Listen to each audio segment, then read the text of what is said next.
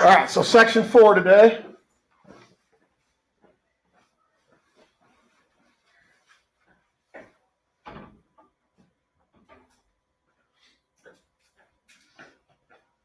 All right, so we're going to talk about South Africa today. We've kind of avoided that. We've talked about it a little bit, but not very much. And there's a lot of reasons for that, but generally it's because South Africa was just kind of different. But the thing that we're going to see that here that we've talked about a little bit already is this is sort of the ultimate example of the white Europeans coming and getting all the privileges and so on. And so South Africa is sort of the poster child for that. Okay. Now, question number 1: in South Africa, how did whites try to maintain their positions of power? Well, the short answer of that is through apartheid, which looks like apartheid. Apartheid. The word means apartness, but in our country we call it segregation or separation. So apartheid is not one law. It's hundreds of laws. It's a whole bunch of laws, all designed to do two things. One, separate the whites and the non-whites. And two, make sure that the whites will be in positions of power forever. Now, apartheid isn't official. It isn't officially the laws of South Africa until 1948. Now, we'll get to that in a minute. Now, the thing that your book does not do a very good job of explaining is something that we've kind of already talked about, but not focused on this. And that is that in South Africa, the whites were divided too. There were two different groups of whites. Think about what we know about South Africa. Who would those be, the two groups, who would they be the descendants of? Think about what we know about South Africa. For example, who was the first group together? Michael. Dutch. Yeah, the Dutch. Anybody remember what those guys are called? The descendants of the Dutch?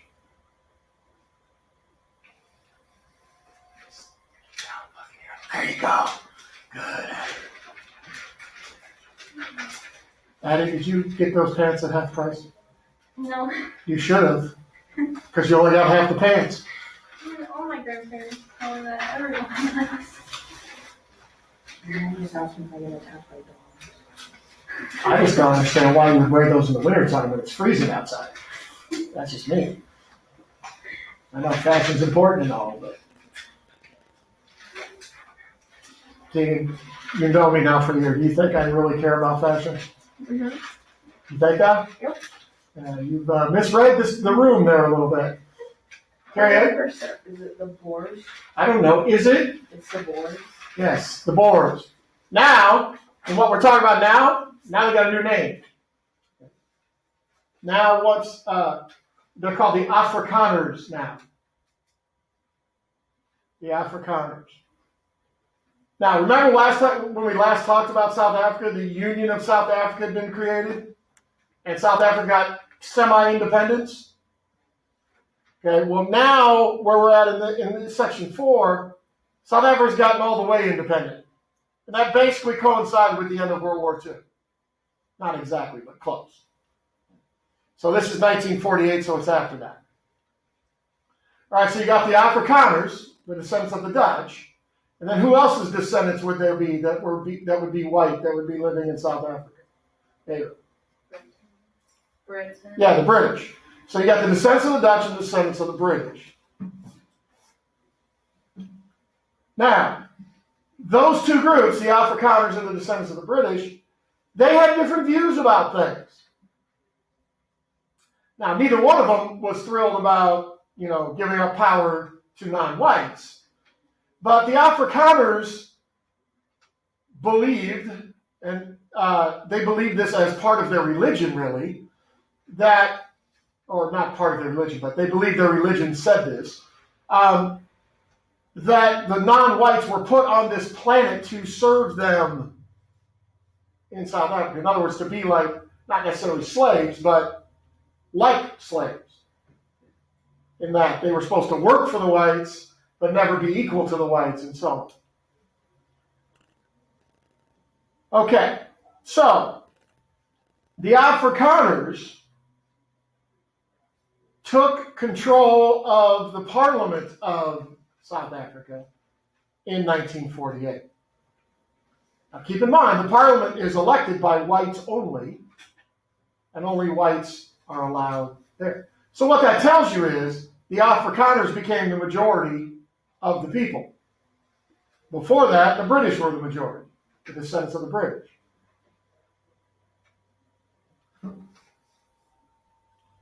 All right, so what kinds of things would be covered by apartheid? All these different laws. Well, first off, any non-white, first of all, they went through and they made official races. There was white, black, colored, which meant any combination of all these groups. And then they had, they would call them Asian, but what they meant was South Asians, people from India. There were quite a large number of people from India who had moved to South Africa. So and they had a whole formula and all deals for how they figured out which race you went into. It's not as simple as just looking at you. Anybody who was non-white, so that's 3 out of the 4 classes, was treated like a foreigner. If you want to go to a foreign country, what do you have to get in? A passport. Passport. Essentially, a passport is an ID card telling who you are and where you're from. And then most foreign countries are also going to require you to get a visa, which is not a credit card in this case. It's basically what you're doing there. You're telling them what you're doing there. If you go on vacation, it's tourism, travel. Sometimes you go there, you get a student visa, which lasts longer. You can stay longer. But again, in South Africa, apartheid, one of the deals of apartheid was non-whites had to have, they called them an ID card, but essentially they're a passport. All non-whites were assigned to what the government called homelands, which were basically out in the middle of nowhere, bad land that you couldn't grow anything on. And the government would throw a fence around it and say that's where you live. And to leave that, you got to have your passbook. They call it a passbook instead of a passport. And you have to have permission to leave. So essentially, those are like what? Those homelands are like what? You're inside a fence. You can only leave when they tell you can leave. What's that similar to? Jail. Yeah, it's like jail. It's not officially a jail, but that's what it's like. Now, other things that apartheid would decide: who you can marry, where you can work, who you can work with.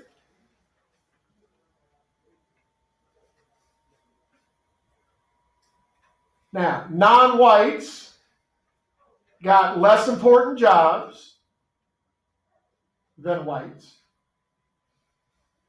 And if a non-white and a white had the same job,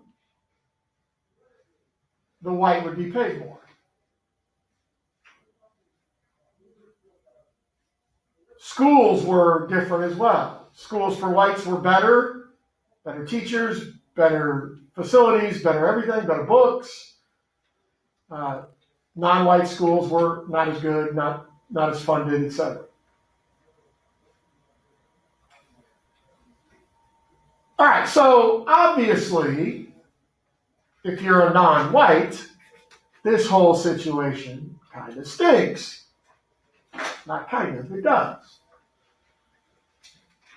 Now, non-whites started working to try and change this kind of stuff even before apartheid was an official thing, which again was in 1948.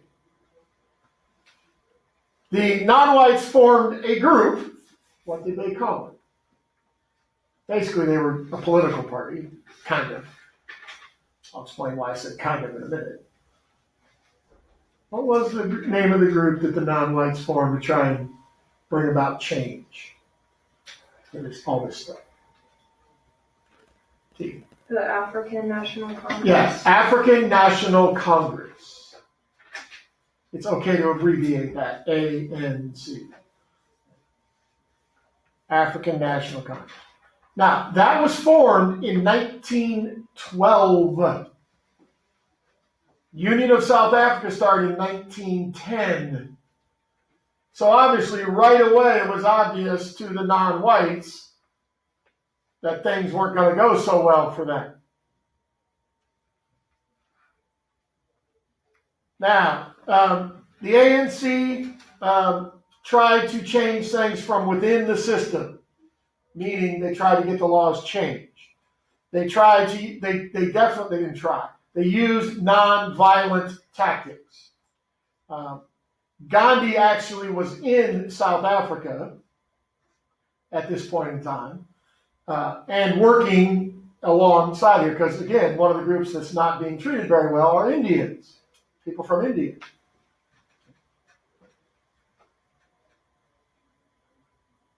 Now, the ANC is going to be doing that for a long time. So now we jump back to when apartheid is the laws of the lands, and we get to 1960. In 1960, government troops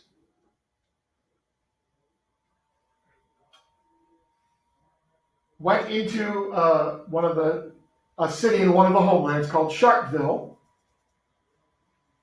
and massacred people who were protesting nonviolently, holding signs, chanting, not throwing rocks, not doing anything.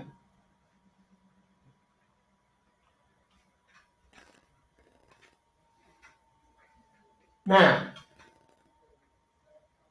we've talked about using nonviolence as a tactic a couple, 3 or 4 different times.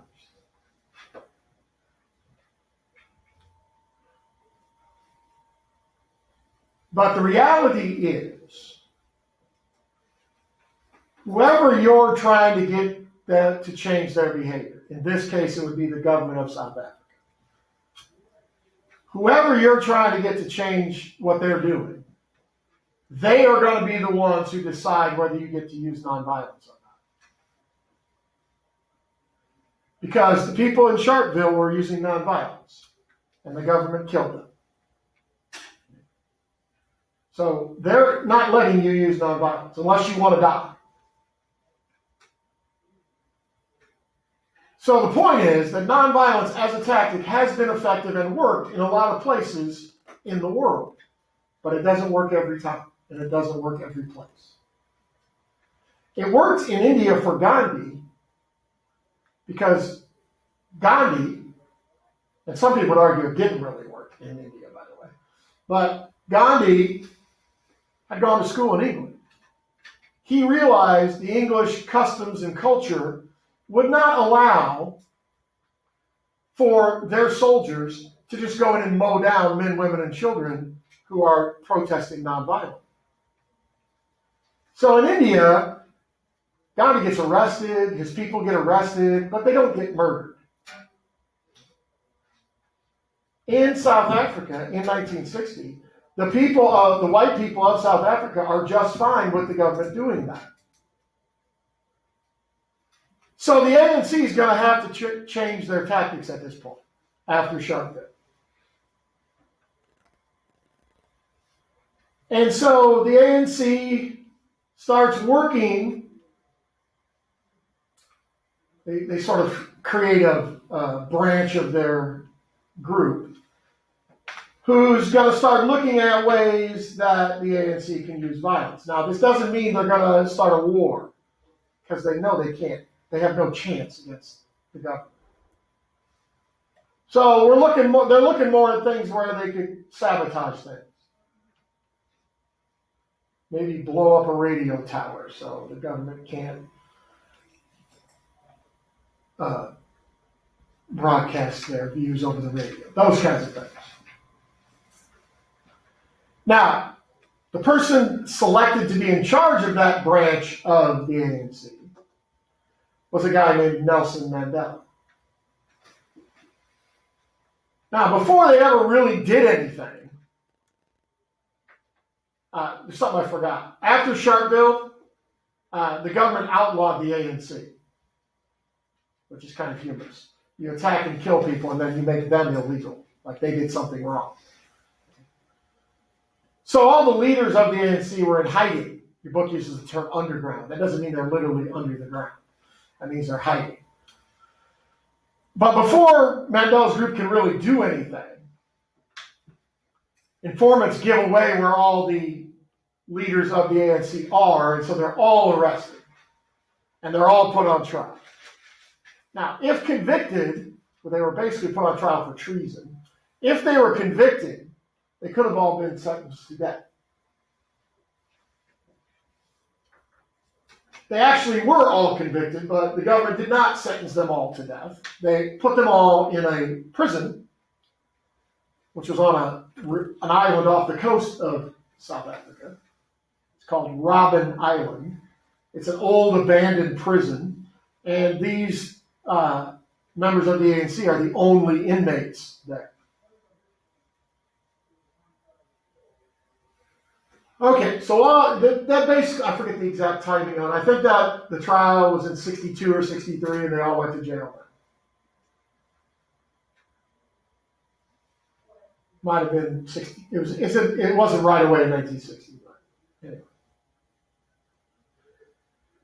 Now, the Oscars were just on. Was that last week or the week before? Anybody watch them? This isn't a real great example anymore because when I was your age, when the Oscars or the Grammys, what else was there? Oh, the Emmys, the TV shows. If those shows were on, we definitely watched it because we only had 3 channels. So, well, 4, but only nerds watched PBS. There weren't any cartoons then. They didn't have Arthur and all that fun stuff. They didn't have Sesame Street, but once you're not 5 anymore, Sesame Street kind of loses its excitement for you. So there's only 3 stations. So when something like that was on, everybody watched it because it was something new, especially in the summer because there were only reruns of the shows that you'd already watched. And I had no idea when I was your age who Nelson Mandela was, but I'd heard his name about 10 million times. Because every time somebody would win one of those awards, they'd give their speech. If you've ever seen these shows, they thank all the little people and their great aunt's second cousin's daughter's cousin. But at the end, they'd always hold up whatever it was, and they'd say, "Free Mandela." We couldn't do the Google machine in those days, so I had no idea who Mandela was. But eventually I learned who he was. And the point is that Mandela became an international symbol for what are called political prisoners. It's really odd that he was because he wasn't like the official leader of the ANC or anything. He had made some good speeches, so people sort of knew who he was if they were really paying attention to things in South Africa.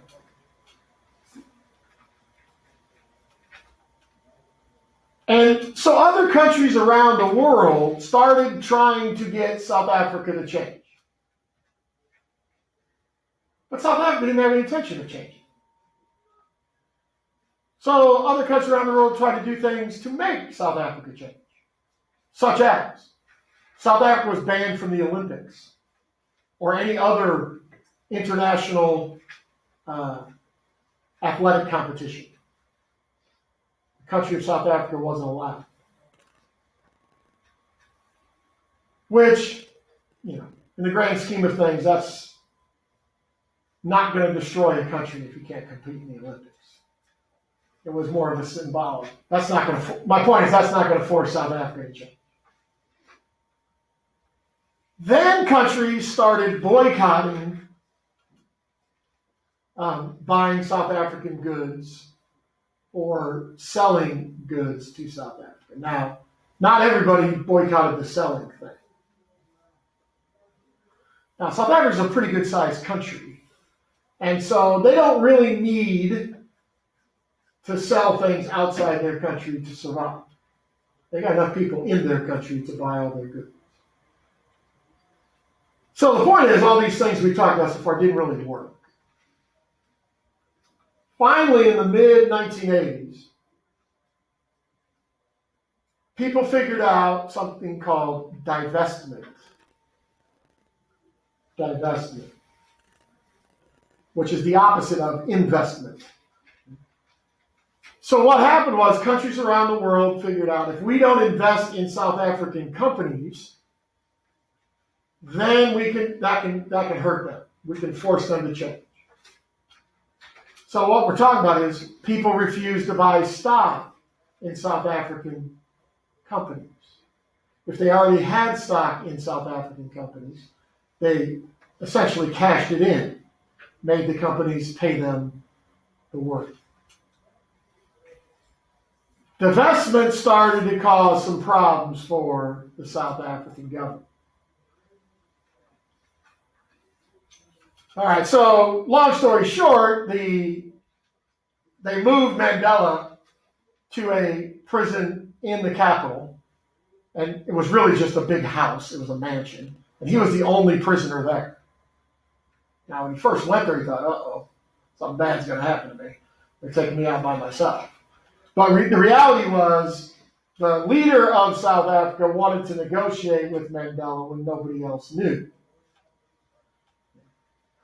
Now, the leader's name was F.W. de Klerk. Now, he's a white South African and he's an Afrikaner. He wants to keep the whites' positions of power.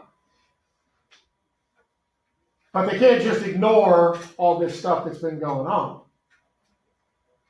So he's going to try to basically pull a fast one on Mandela. With negotiating with Mandela, he's going to try to get Mandela to agree to a system that is essentially apartheid. But it's not called that anymore, and it looks like the government has given a lot of concessions to the non-whites. Mandela's too wise for that. So he doesn't sort of fall for the trick, if you will. Finally, in 1990, sort of out of the blue, Mandela is freed from jail. And de Klerk and his political party, they hope that'll calm everybody down. Just freeing Mandela. That didn't either. So Mandela spent the next 4 years negotiating with de Klerk. And what Mandela wants is everybody in South Africa to have equal rights.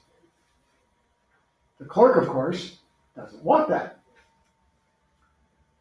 But de Klerk realizes that there's nothing really he can do to stop this. So finally in 1994, real elections are held in South Africa. Everybody gets to vote. Take a wild guess who's going to win as president.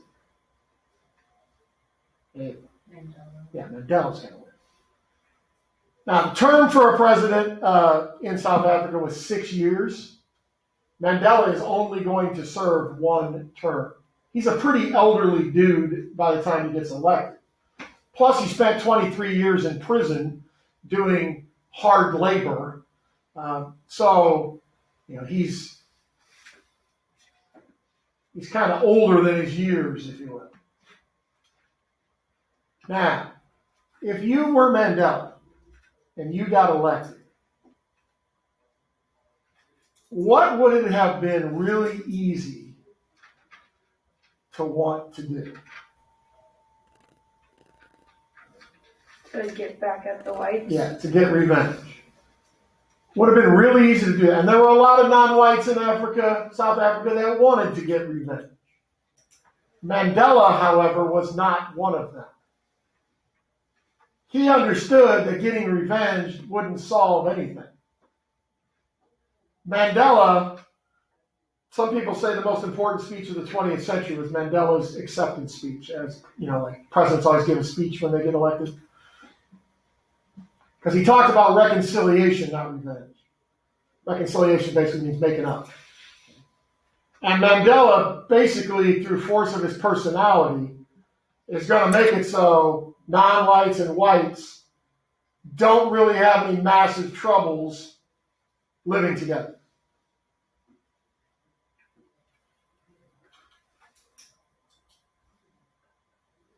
So much so that I used to teach a class like current affairs in my previous school, and it was at the time of the 2004 election in the United States, but the article in this magazine was comparing it to South Africa, which was having an election at the time. In 2004, in the United States, young people just didn't vote. Not that they all do now either, but it was a lot less. And they were talking about in South Africa that was the case too. Now, 2004 means it's only 10 years since Mandela was elected. And they were making the point that in South Africa, even the non-white young people weren't voting because they weren't worried that things were going to go bad. That's amazing in 10 years. You would think they'd be kind of guarded. Hey, we got to keep making sure we don't have any problems. And most of that you can give credit to Mandela for. All right, so that's South Africa. Now, question 2, we're going to talk about some neighboring areas to South Africa. So the whites-only stuff will have permeated these other places. Now, the question 2 is about Namibia, Angola, and Mozambique. 3 countries today. Now, all 3 of them were among the last to gain their independence. We'll talk about why in a second. All right, first, Namibia.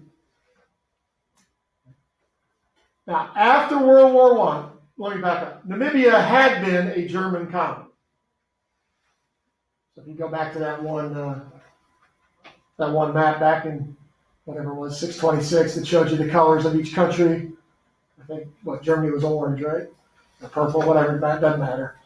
Namibia was one of those. The League of Nations gave Namibia to South Africa after World War I. Keep in mind, South Africa is a brand new country. They're an African country. The League of Nations is letting the Africans deal with things in Africa, which makes sense. After World War II, now the United Nations exists. The United Nations asks South Africa to get Namibia ready for independence, which is what they were supposed to be doing after World War I as well. Now, the difference is, after World War II, even though apartheid's not officially the deal yet, all those laws, most of those laws are already in place. So the UN can see, where the League of Nations could not see, how South Africa was going to treat non-whites. So South Africa said, no, we're going to hang on to it. So by the late 1960s, there's a group, not just in Namibia, but in pretty much all of southern Africa. There's a group called SWAPO. SWAPO stands for Southwest African People's Organization. I'm not going to quiz you on that, but just so you know what it stands for. Now, because SWAPO talked about, they're working to try and get equality for everybody. But because SWAPO talked about believing in socialism, this being in the 1960s, so kind of the height of the Cold War, who's not going to want to support SWAPO? There you go. Americans. U.S., correct. So this area is going to become a Cold War issue. So in a strange twist of fate, the United States is going to be supporting South Africa in wanting to hang on to Namibia. Because South Africa is not socialist. They're not the bad guys in the Cold War. So Namibia is going to stay basically controlled by South Africa until the Cold War ends, which would be 1990 roughly. Then they gain their independence. So they're basically 30 years behind the rest of Africa in getting their independence. Now, Angola and Mozambique are nearby. They were Portuguese colonies, though. So after World War II, Portugal is a lot like Belgium in their attitude towards their colonies, which was what? Belgium we just talked about yesterday. What's their attitude towards their colonies? In terms of, like, the British and the French with their colonies after World War II. They don't like to fight against the colonies. They don't start wars with them. True, that's the British and the French. They're gonna do like whatever it takes them along with it. Right. They don't want to give them up. And so Portugal, which happens to be led by a military dictator, whose name was Antonio Salazar, was willing to fight to hang on to these two areas. It's actually one area, but it's going to become two countries. So Portugal really wants to hang on to this colony. So eventually, Salazar is going to send Portugal's entire army to this area to try and hang on to this area as a colony. Now, I don't know how much you know about how countries use their militaries, but nobody ever sends their entire army anywhere. The United States fought World War II, so we had fighting in the Pacific against the Japanese, and we had fighting in Europe against the Germans, the Italians, and some other folks. But we still had armies, military presences in other places, not involved in those things. Now, by 1974, so this has been going on a while, generals in the Portuguese army have realized that this ain't working. So they go back to Portugal and overthrow Salazar. And the first thing they do, once they've gotten rid of Salazar, is they pull out of Angola and Mozambique. So you would think that this means Angola and Mozambique would get their independence at this point. Well, not exactly. In Angola, SWAPO will be active. So the United States doesn't want Angola to get its independence in that way. So again, just like Namibia, Angola doesn't get its independence until the Cold War ends, kind of. Because when the Cold War ends, there's still fighting that goes on in Angola for another 10 years. It'll be until 2000 before the fighting finally ends in Angola.